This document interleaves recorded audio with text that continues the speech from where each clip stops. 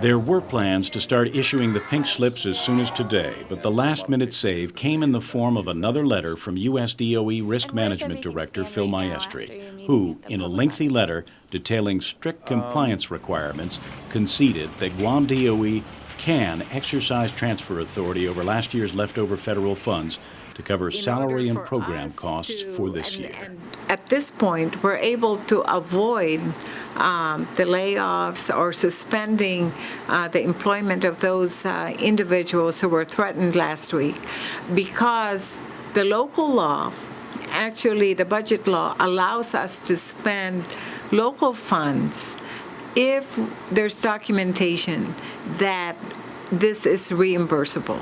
However, Maestri's so-called amended special conditions require an interim auditor, and that will be current DOE auditor Lester Kuykendall. My functions will be, for example, we're going over the fiscal year 09 consolidated grant. We want to rebudget some fiscal year 08 carryover funds.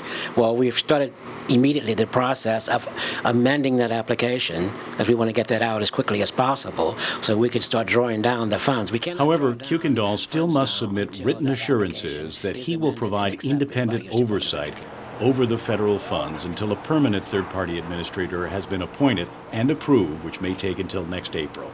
U.S. DOE won't allow release of any of the federal funds until they've received and approved Kuykendall's interim appointment, and he must work under federal guidance. So in order to expedite the payroll process, in other words, people who are in danger of being laid off and whatnot, they're making this concession, and it's very generous of U.S. Department of Education to do this, to allow us to proceed in this manner. But they're asking me for independent assurances, basically, that I'm pre-auditing allowable costs, basically, and said, okay, this looks okay. Kuykendall expressed confidence that his submission and U.S. DOE's approval can be granted by early next week. Meanwhile, the final hurdle that needs to be cleared must come from the Guam legislature, which needs assurances of its own that any money advanced will be reimbursed. Guam DOE legal counsel Fred Nishihara is working with the legislature to hammer out what action is required, but Underwood remains confident a solution can be found and layoffs averted. There won't be any layoffs. That's basically what we can assure our employees who are federally funded. You're back on track? Right. We're back on track.